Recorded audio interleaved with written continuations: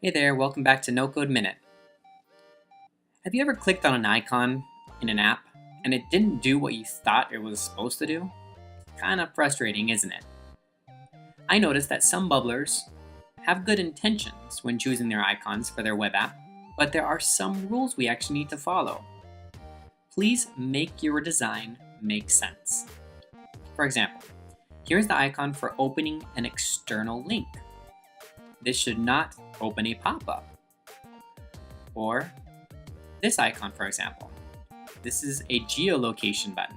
This should not be an arrow pointing at something, or it should not open a menu.